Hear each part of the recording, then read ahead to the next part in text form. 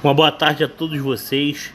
Eu sou o Diego Santana e aqui é o canal Conjuntura Política e Econômica. Se inscreva no meu canal e aperte o sininho para receber as respectivas notificações. Deixe o seu ok para que você possa compartilhar de sua respectiva opinião política. Mas de todas as formas, é mais que natural que utilizem de artifícios que já vem sendo bastante empregado para adversários do presidente da República. Em primeiro lugar, há muito tempo, muitos tentam confundir as mentes humanas, atribuindo a mensalão emendas parlamentares, que são verbas carimbadas com o intuito de ajudarem as bases eleitorais. E essas mesmas pessoas diziam que o mensalão não foi um escândalo de corrupção, mas sim um pragmatismo de governabilidade, como diria o livro escrito por José Dirceu, ex-ministro da Casa Civil do ex-presidiário de São Bernardo do Campo. A filiação do presidente Jair Bolsonaro ao Partido Liberal, em primeiro lugar, se deve ao fato de que o presidente Valdemar Costa Neto insinuou todas as probabilidades políticas para que pudesse vender seu partido. E com isso, ele viu que a única saída era fechando com o presidente, que obtém o clamor popular, contrariando todas as pesquisas manipuladas por uma mídia que tenta a todo custo derrubar o governo e incutir na mente do povo brasileiro uma possível inocência de quem não existe, que é se tratando propriamente dito do ex-presidiário de São Bernardo, e utilizando todos os métodos possíveis de destruição da imagem do nosso presidente com o método do desgaste, onde as crises econômicas eles conseguiram de alguma forma, tentaram somente, colocar na mente do povo brasileiro que o presidente é culpado do aumento do preço da gasolina, correto? Só falam na federação e na separação de poderes quando querem defender a democracia sob sua tutela. Agora, defender a democracia no que se refere à moralidade e à imparcialidade, para eles não interessa. O negócio é a todo custo querer tirar o presidente do poder. Isso daí é um fato público e notório que nós estamos vivenciando na nossa rotina diária, e a população brasileira precisa estar vacinada desse fator, principalmente no que se refere às barganhas do Congresso Nacional, onde tentam, de alguma maneira, doutrinar, falando sobre responsabilidade fiscal. Quem é a esquerda para falar em responsabilidade fiscal, se as maquiagens da economia brasileira se devem ao fato dos desmandos de governos populistas que não pensaram a longo prazo, que simplesmente causaram grandes transtornos no que se refere à dívida pública, descontrolando de forma significativa e irresponsável o orçamento público. E é por essa razão que, à medida em que a partir de 2018 se constrói uma nova história, quem vence é você. O Brasil vence.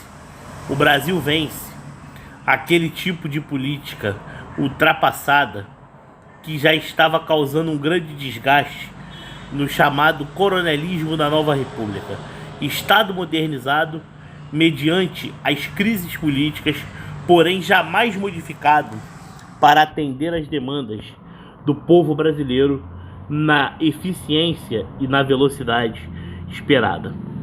E é por essa razão que estou aqui para mencionar não só sobre a filiação do presidente Bolsonaro ao PL, que isso significa dizer que políticos do PL, de um modo geral, irão de fato apoiar o presidente, mas somente desfrutarem de sua onda para buscarem bancadas no Congresso Nacional a partir de 2022.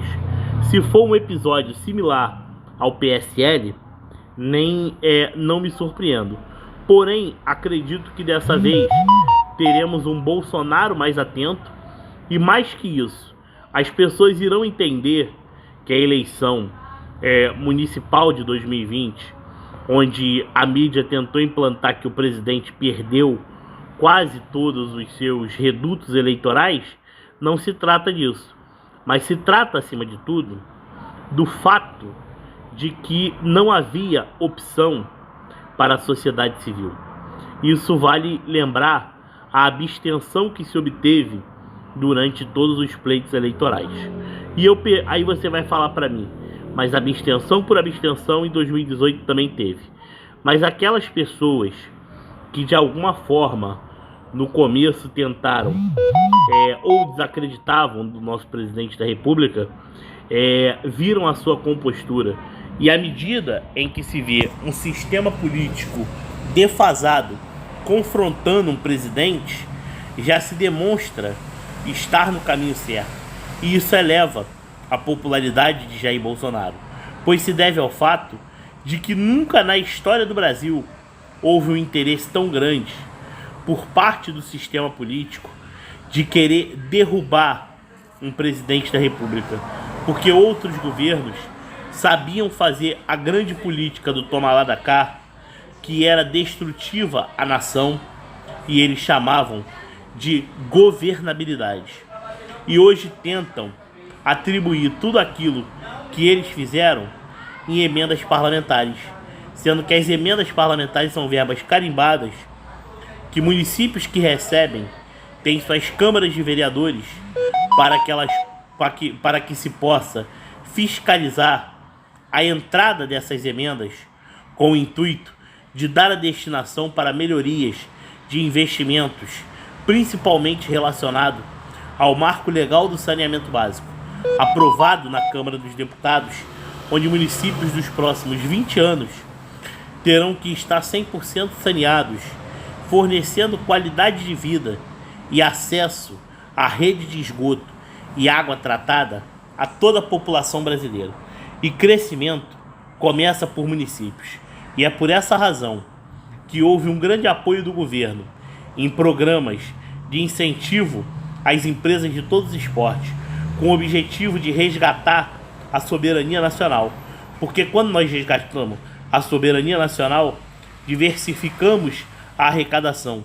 E isso abre caminhos para a revisão pós-reforma tributária, que visa desburocratizar a tributação no Brasil, visando tornar mais eficiente o pagamento de impostos, combatendo sonegação e cobrando com justiça dentro dos padrões de cada classe empresarial, sem onerar as empresas, fazendo com que empregos sejam perdidos e a longo prazo o país entre na ladeira da recessão, que é o que muitos governos ao longo de toda essa trajetória assim fizeram. Governo sustentável é governo coerente, governo que controla o orçamento público e que faz o PIB crescer acima da média, como fará esse ano.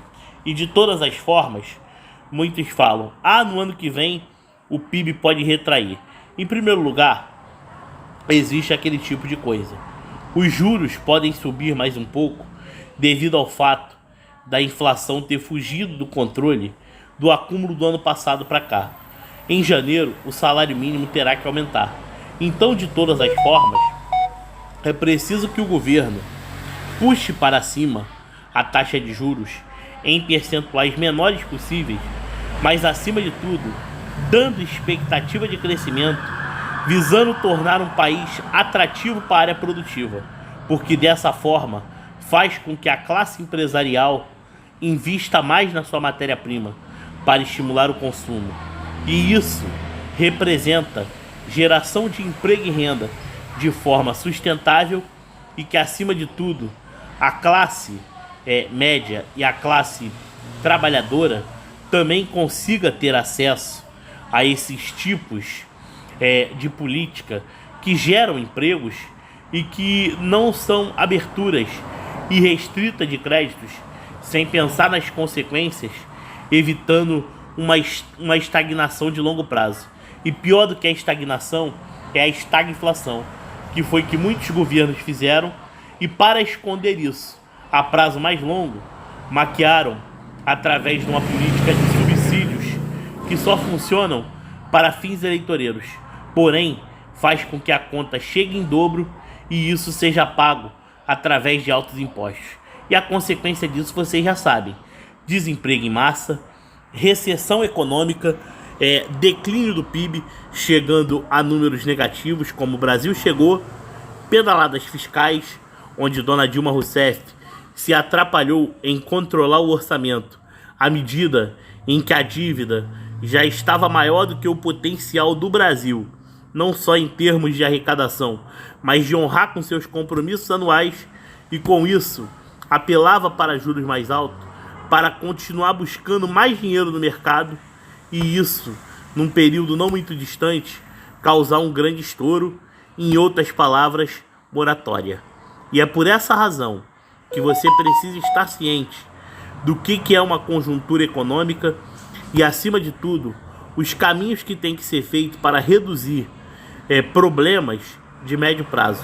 É preciso agir com coerência e responsabilidade. Por essa razão que se foi implantada a regra de ouro, sem aumentar salários de servidores públicos que ganham, digamos, anos-luz mais do que pessoas que trabalham na iniciativa privada. Isso torna o custo da máquina pública mais caro e, por vias de consequência, também os impostos. E isso é ruim para a nossa atividade econômica. Precisamos de um menor Estado, de uma máquina pública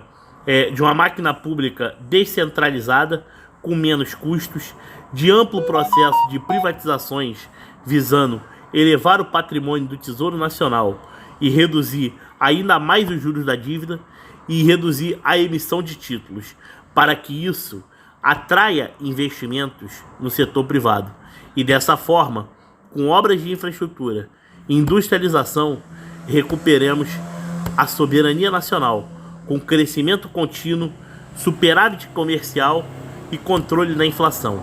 E é por essa razão que o Brasil, se tomar os rumos no caminho o qual já iniciou, a longo prazo será atrativo para investimentos até em período de grandes crises econômicas no resto do mundo, pois temos tudo para uma grande nação. Um grande abraço a todos, se inscreve no canal e ajuda o seu amigo a crescer via YouTube para continuar levando as informações sobre o nosso país. Saudações patriotas e um grande abraço a todos.